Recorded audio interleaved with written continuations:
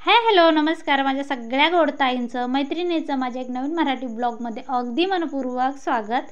आजचा दिवस तुम्हाला खूप यशाचा आनंदाचा जावो ही स्वामींचरणी प्रार्थना करते आणि आजच्या व्हिडिओला सुरुवात करते। तर ना कालच्या व्हिडिओला तुम्ही सगळ्यांनी खूप छान भरभरून प्रेम दिल्याबद्दल खूप खूप मनापासून धन्यवाद। तर आज ना सकाळ सकाळी गडबड चाललेली आहे। तुम्ही म्हणता ताई बापरे हे काय करायला लागले, असं चपात्या बनवायच्या तर गोळे का पातेल्यामध्ये टाकायला लागल्या। तर नाही, इथे झणझणीत वरण बनवून ठेवलं मी। वरणाची रेसिपी पण तुमच्यासोबत नक्कीच शेअर करीन आणि मी ना ही वरणबट्टीची रेसिपी शेअर केलेली आहे शॉर्ट व्हिडिओमध्ये। तर आज पाहुणे आलेले आहेत, पाहुण्यांसाठी मस्त वरणबट्टीचा बेत आहे। कोणी कोणी बाफळ्या पण म्हणतं आणि आमच्या इकडे ना वरणबट्टी म्हणतात। भाजून वेगळी करतात, तळून वेगळी करतात।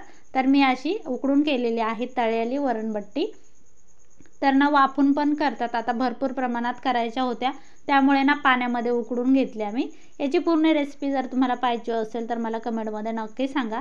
तशी तर पूर्ण रेसिपी सांगितलेलीच आहे मी, पण ना जे आपण पीठ तिंबलं ना त्याचं शूट केलेलं नाही, कारण थोडं इतका लांगडं होतं ना ते जेव्हा आपण मी पीठ तिंबत होते त्यावेळेस, तर त्यामुळे ते काही शूट झालं नाही। चला तर म्हणलं जे आहे ते दाखवू। तर मस्त उकडून बाफळ्या मी छान थंड करून घेतल्या आणि तेल कढईमध्ये गरम करायला टाकते। आणि एका ताईची कमेंट आलेली आहे, त्या कमेंटला ना मला उत्तर पण द्यायचं आणि तुम्हाला सगळ्यांना सांगायचं, पण त्या ताईने मला सांगितलं की ताई तुम्ही तुमच्या व्हिडिओद्वारे सगळ्यांना सांगा। तर ते आहे त्या ताईकडे ना जे आपण गुढीपाडव्याला वस्त्र घालतो ना, जी साडी असते गुढीपाडव्याच्या दिवशी, तर आमच्या खेड्यागावात ना मस्तपैकी साडी वगैरे नेसवतात। जशी आपण साडी नसतो तशा साडीच्या मिऱ्या घालून मस्त कळस वगैरे टाकतात। पण आता जशी जशी परंपरा वेगवेगळी आली तर वेगवेगळे गुढीचे वस्त्र भेटतात।